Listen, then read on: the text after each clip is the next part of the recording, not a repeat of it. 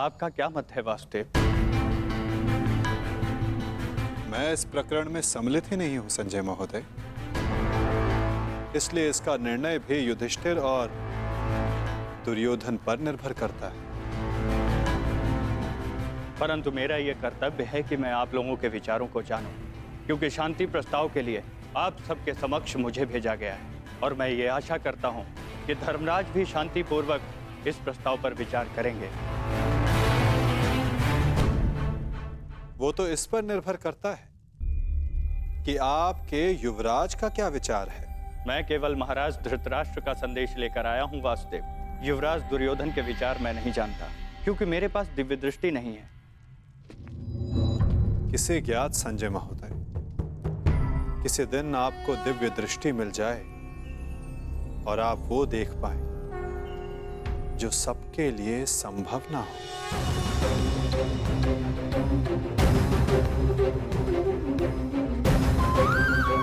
धर्मराज, आपके समक्ष हस्तिनापुर से शांति प्रस्ताव आया है। क्या विचार है आपका?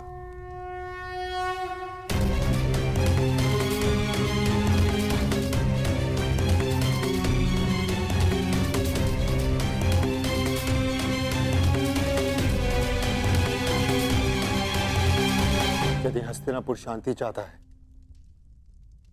तो हमें भी युद्ध करने की कोई ललक नहीं।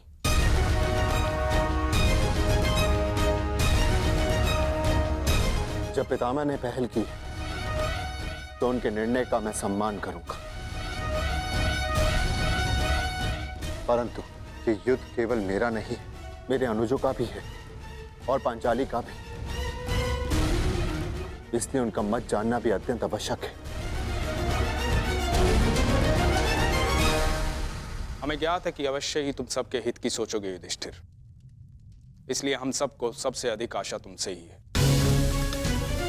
मुझे विश्वास है प्रतिकार और प्रतिघात के स्थान पर तुम शांति को महत्व दोगे। जहां तक शेष पांडवों का प्रश्न है, मुझे विश्वास है कि ये सब तुम्हारे निर्णय का सम्मान करेंगे।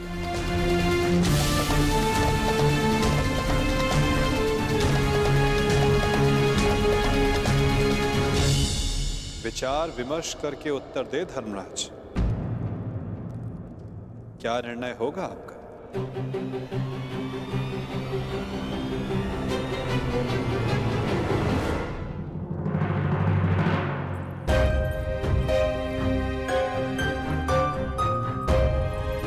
वृषसेन।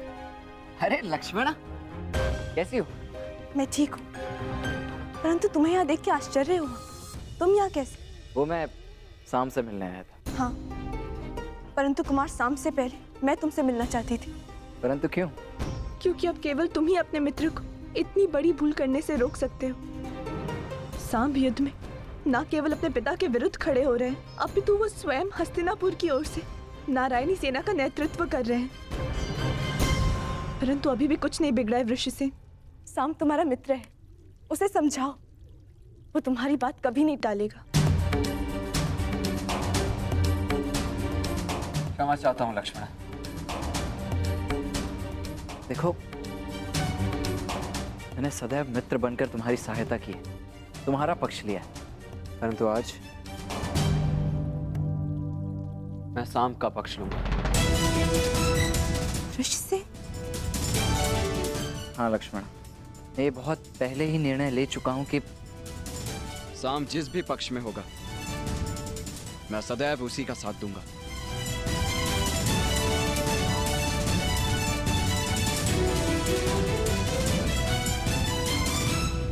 परंतु तुम्हें चिंता करने की आवश्यकता नहीं है लक्ष्मण। मेरे जीते जी शाम को कुछ नहीं होगा, विश्वास करो मेरा। पक्ष जो भी हो, हानि तो मेरे परिवार को पहुंच रही है ना वृषसेन। तुम ही बताओ मुझे, प्रभु से मैं किस पक्ष के लिए प्रार्थना करूं? दोनों ही पक्षों में मेरा ही परिवार लड़ रहा है। मैं क्या करूं वृषसेन? तुम्हारे इस प्रश्न का उत्तर मेरे पास नहीं है लक्ष्मणा। मैं तो ये भी नहीं कह सकता कि मैं तुम्हारी इस असमंजस से भरी परिस्थिति को समझ सकता हूँ। तुम इस युद्ध में भाग क्यों ले रहे हो वृषसेन? तुम्हारा तो पांडवों से कोई संबंध नहीं है, तो तुम अपने पिता के साथ इस युद्ध में क्यों भाग ले रहे हो? केवल इसीलिए लक्ष्मणा क्योंकि सांब कौरवों के पक्ष में, और इससे अधिक मेरे लिए कुछ महत्वपूर्ण नहीं। ऋषिसेन, तुम्हें भान है तुम कितनी बड़ी भूल कर रहे हो। नहीं भान है तुम्हें, यदि भान होता तो इस युद्ध में भाग लेने के बजाय उसे रोकने का प्रयत्न कर रहे होते तुम। मैं तुम्हारे समक्ष बहुत सी उम्मीदें लेकर आई थी ऋषिसेन, परंतु प्रतीत होता है कि मेरी भूल थी। अपना ख्याल रखना ऋषिसेन।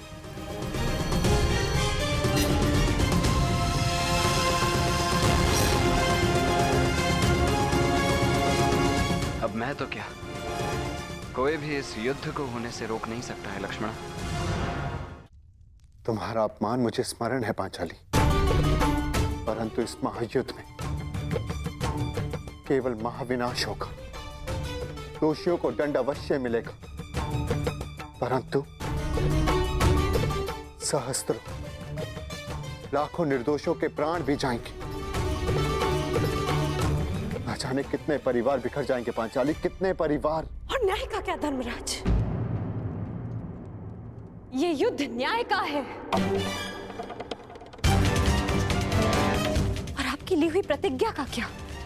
अरे भीम, मैं कुछ नहीं भूला हूं पांचाली, ना ही तुम्हारे अपमान को, ना ही मेरी प्रतिज्ञा को।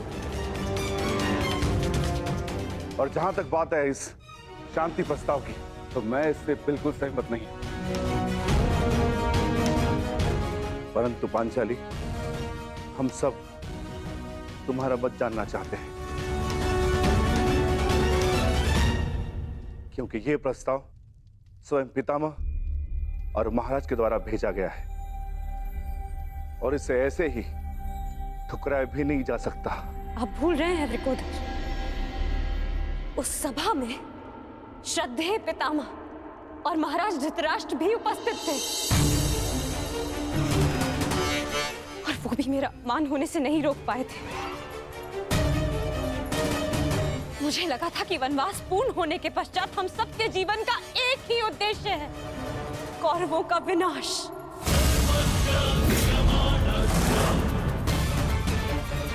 परंतु अब मुझे ऐसा प्रतीत होता है कि आप सबके लिए केवल प्रस्ताव ही महत्वपूर्ण है।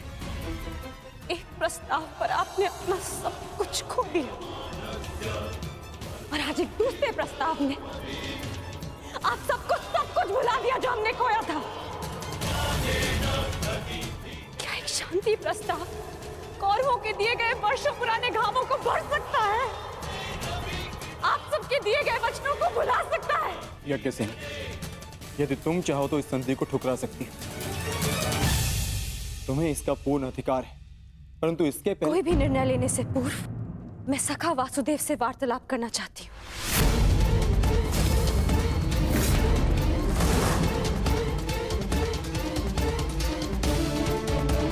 क्या हुआ? सखा कहाँ है? वो हस्तिनापुर के लिए प्रस्थान कर रहे हैं। परंतु क्यों? परंतु क्यों? पांडवों की ओर से शांति दूत बनकर।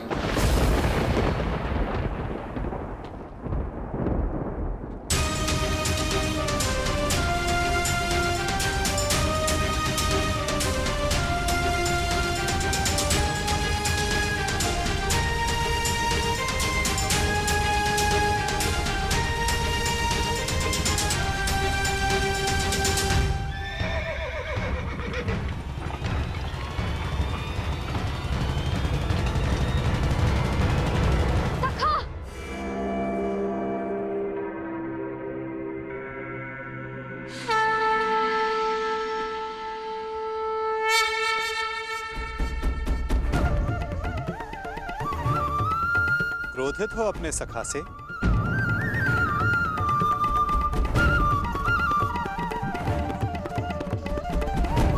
क्रोधित हो अपने सखा से?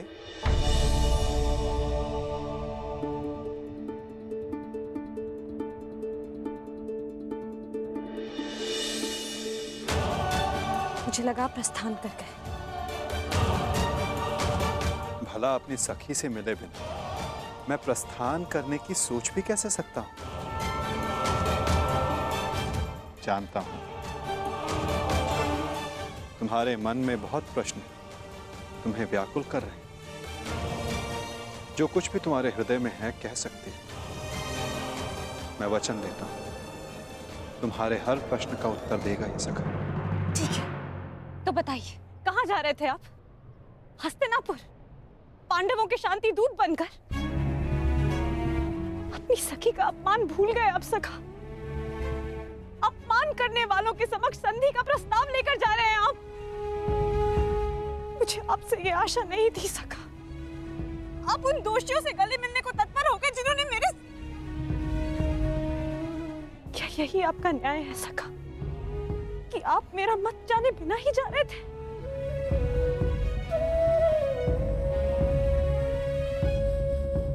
नहीं सखी, ऐसा नहीं। मैं भली भांति जानता हूं कि तुम्हारा मत क्या है,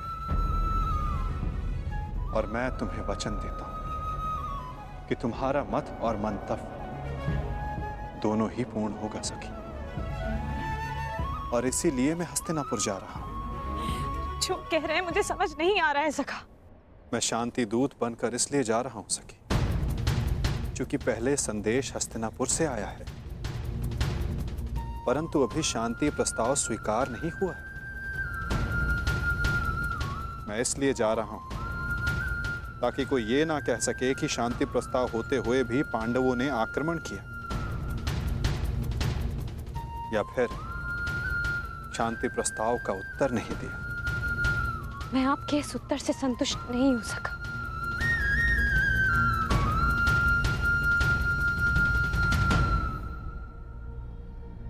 सखी, मैंने तुम्हें यह कहा था कि मैं तुम्हारे प्रश्नों का उत्तर दूंगा, परंतु संतुष्ट होना या ना होना ये तुम पर निर्भर करता है सखी। अब मुझे हस्तिनापुर जाने की आज्ञा दो।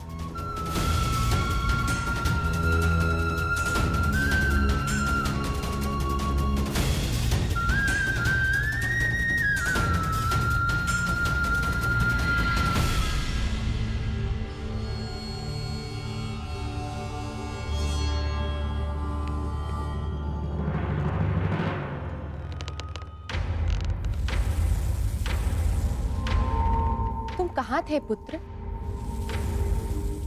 द्वारका। परंतु क्यों? मैं पहले ही बता चुका हूं कि मैं इस युद्ध में भाग ले रहा हूं, और उसी पक्ष से लड़ने वाला हूं जिस पक्ष से मेरा मित्र साम लड़ने वाला है। साम युवराज दुर्योधन के पक्ष में है, और इसीलिए मैं भी वही हूं। मौन क्यों है? समझाइए, इसे रोकिए।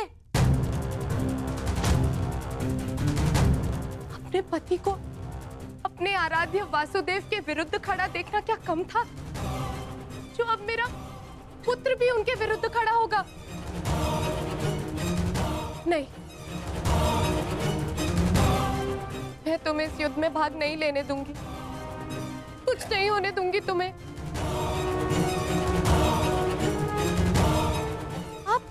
इसे रोकिए, समझाइए। श्री कृष्ण के विरुद्ध युद्ध में खड़े होने का अर्थ है केवल सर्वनाश, और ये अपने पिता की आज्ञा के विरुद्ध जाकर इस युद्ध में भाग नहीं ले सकता है।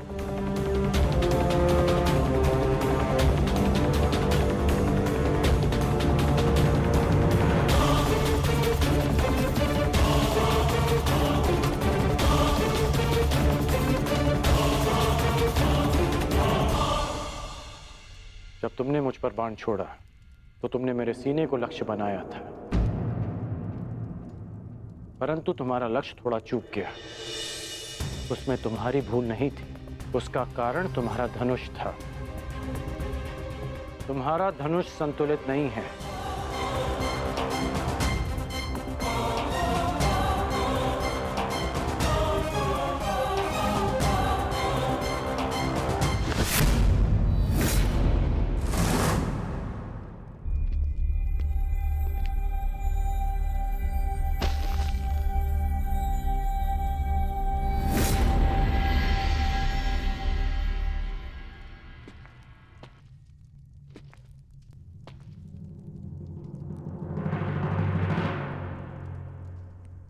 ये बिल्कुल संतुलित धनुष है। इसे मैंने अपने हाथों से बनाया है। जो तुम्हें इसी का प्रयोग करना है।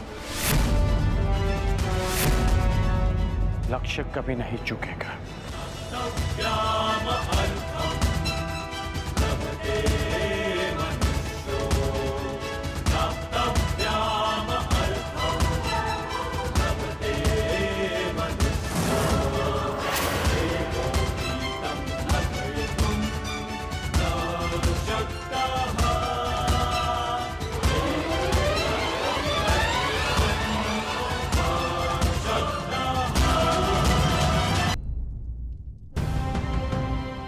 मैं हस्तिनापुर की ओर प्रस्थान कर रहा हूं। मेरे वापस लौटते ही तुम्हारा प्रशिक्षण प्रारंभ हो जाएगा।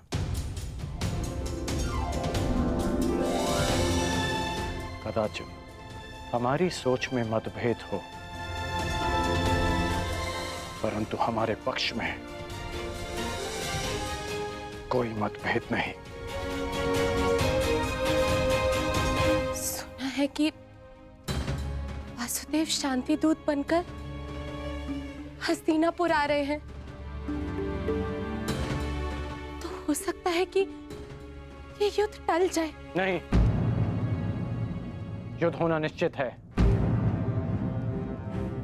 हाँ, वासुदेव स्वयं आ रहे हैं तो अवश्य कोई बात होगी।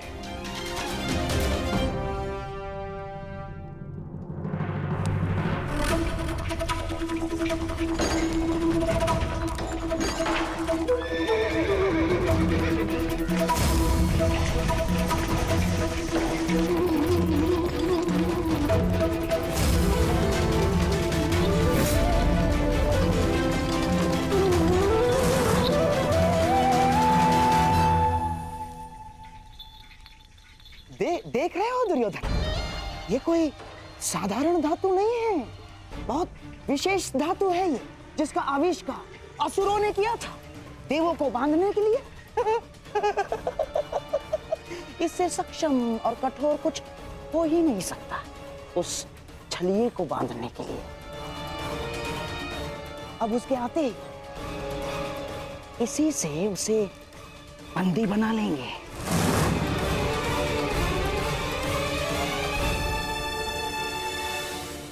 बहुत अच्छे मामाश्री, सबसे कठोर धातु की श्रृंखला। हाँ?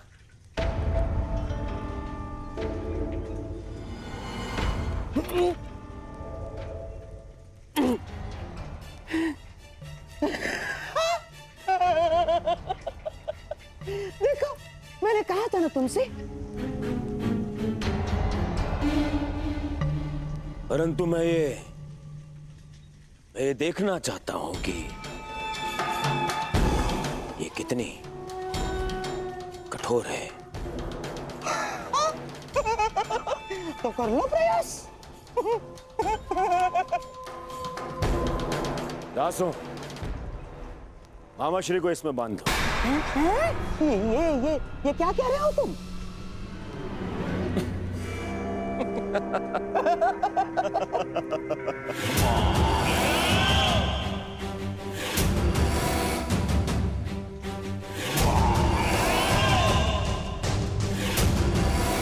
मुझे इस श्रृंखला से बांध दिया जाए। बांधो! अरे बांधो बांधो।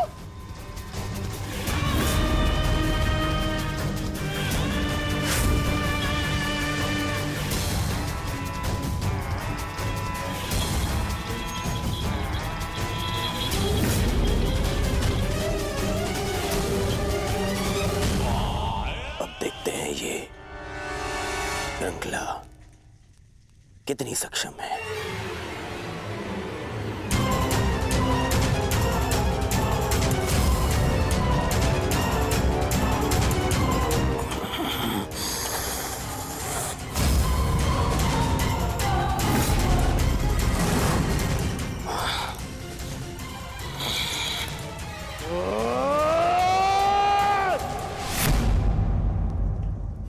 अद्भुत, निसंदेह ये अद्भुत है। अब हुआ पूर्ण प्रबंध उस उस वासुदेव के स्वागत का।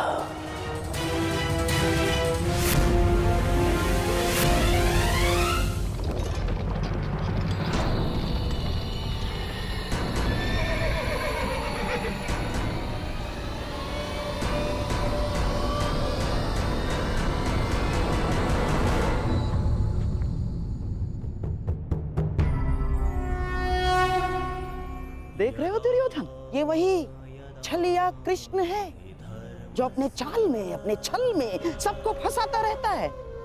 ग्लानिर्भवति भारत। आज ये स्वयं मेरे रचाए चक्रव्यूह में फंसने आ गया।